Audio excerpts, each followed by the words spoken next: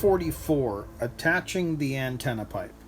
Well, I have to tell you right off the bat, I'm not going to be doing this. And I'll show you why. So obviously the antenna goes up into the plastic tube.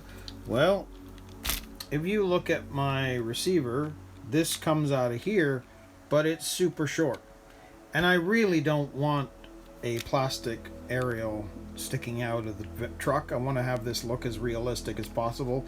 And when you think about it, when the roof rack and everything else is on, this is kind of a nuisance.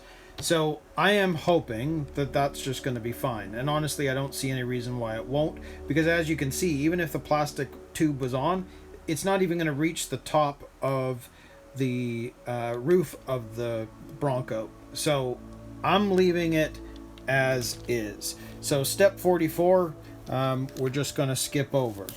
Doesn't mean you have to, but I will be. So if we move on to step 45, installing the battery pack, well, this seems pretty self-explanatory in terms of how this is going to go on. But the one thing I will show you is, you see how it shows putting in some of this double-sided tape. It's sponge, well, not double-sided, it's sponge tape. So I actually went ahead and put some on anyway, and now the battery fits inside there pretty tight. And I mean, if you want to see how this would be, if I pull this out, I mean, this was like one of the very first steps that we did. We can then take the battery, slide it through, push it down, and you see how it's nice and tight. And you can see that the sponge tape, which I've put in, I don't know if you can see it actually, you can sort of see it all the way around.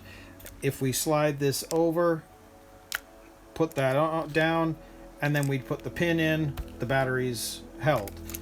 It's quite a tight fit. So let me just move this for a second, and maybe you can still see the sponge tape that I've put on the insides there. It's still pretty dark back there, so it is there, the little pieces of sponge tape. You can see one there, there's one there, and I've put it all around so that the battery is still nice and tight. But again, depending on your battery size, you can do this or you don't have to. It's simple as that. I've chosen to put it in. It just made the battery fit so much firmer in there. So essentially, when you look at how that's all going to go, it's done. Now I'm not plugging this in because we're not running this at the moment. So we can actually move on to step 46. Now step 46, this is where we're going to start doing some work. So this is attaching the body mounts. So we need to grab all of the body mount pieces, the pins, nuts, etc. Grab these plastic parts that are designed to hold the body mounts firm, and then we'll start attaching all of this. So I'll just pull together all the pieces and we'll start putting together these body mounts. Okay, so I've managed to pull all the parts we need for this step together. So you can see there's quite a few screws, the nuts, and a lot of the body pins, and then there's this brace which is going to help with the two longer body mount posts, and then of course the short ones don't need it. But here's something interesting. In most cases, they show you putting body mount posts on, and then, you know, some people decide to cut them, some people don't. Well, in this case, they're actually showing you that the smaller one, you need to cut it 1, 2, 3, 4, 5, 6 at basically just above the 6th hole. And then on the bigger one, I'm not going to count it right now, you want to cut off a bunch too. Well, I will be doing that, but I won't be doing this at this stage, and I'll tell you why. It's just sort of like the check, make sure it's okay before you do anything. I would rather put this all together, make sure I like the height of the body versus the tire. Maybe I want to lift the body just a little bit higher. Maybe I don't want as much wheel well clearance, etc., etc., etc. So I will not be doing this part until we put the body onto the chassis and see what it looks like, because then I can decide where I want to cut it. If I cut this now, you will have no option later. So I'm not going to cut these, but we will do everything else. So I'll set this up and let's put these on. So let's do this side first, just so you can see how this is going to work. And you can see that there's a bottom hole, which is actually for this little piece right here. So that's going to sit just like that. So all that's needed is we need to grab a screw. The screw is going to come in from the other side, and it's going to attach with the flange nut. And I guess we could, well, you can tell it's going to grab it. You don't even need to use the screwdriver. So that one is on. And if we do the same thing with the other side, that's obviously got to go into the bottom hole. Sits like that on this side. And we take our screw and put that through. And we'll put the flange nut on.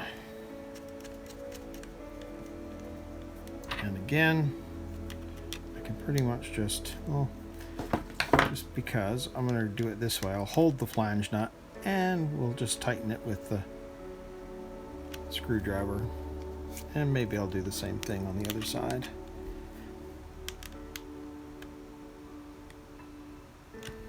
There we go.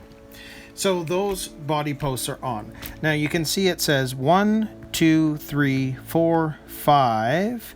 Well, they want the pin at 5. So we'll do that. 1, 2, 3, 4, 5. And through. 1, 2, 3, 4, 5. 1, 2, 3, 4, 5. Yep. So we'll put the pin in.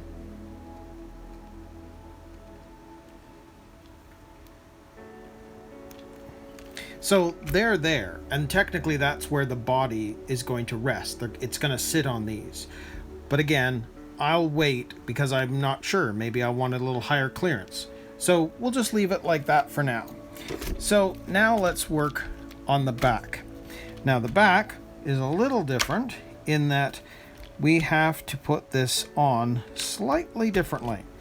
So it's the same idea with the back posts in that on the back end, you've got this piece right here. This notch is going to go into the bottom of there. And we're going to slide our screw into the other side. And then we have our flange nut. And again, I guess I'll just hold it there while we screw this on. So there we go. There's one of them. And same thing again on the other side. So we've got our little notch there that's got to go into the bottom of there, run the screw through, and we've got our flange nut.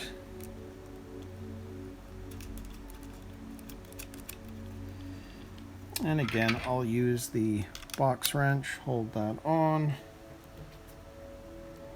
and we'll screw it in place. So that's nice and tight too. Now, the one difference is they're showing, and you can see in the instructions here, that they're actually showing a pin at the bottom. So 1, 2, 3, 4, 5. And then this brace is going to sit on those pins. So if we grab these pins, 1, 2, 3, 4, 5. I'll put one in. Grab another one. 1, 2, 3, 4, 5. Put that in. Now we take the brace, and you can see that we're going to slide this on the top and bring it down. So you can see that those are on now. So we're going to come to the top, put the brace on just like that, and slide it on. So now it is sitting where they're suggesting.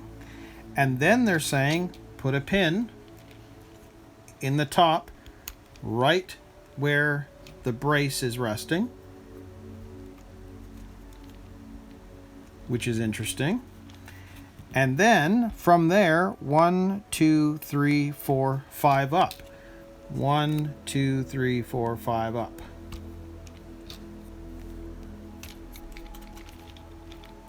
And 1, 2, 3, 4, 5 up. So essentially, the pins are looking like that. So there's pins at the bottom for where this is resting, pins at the top, which I guess is holding this brace in place, and then there's pins there at the top. Now, what's interesting is you can see that by doing that, that must be for the resting of it, for the top of the body. So there'll be more pins that we're going to need when we actually put the body on that will now be on the top. But we'll get to that at a later date. So 46 is complete. Our body mounts are on. So we're going to move on to, oh boy, step 47, which is getting the body prepared. And mine's a bit of a surprise at this point, but we'll move on to this next step coming up.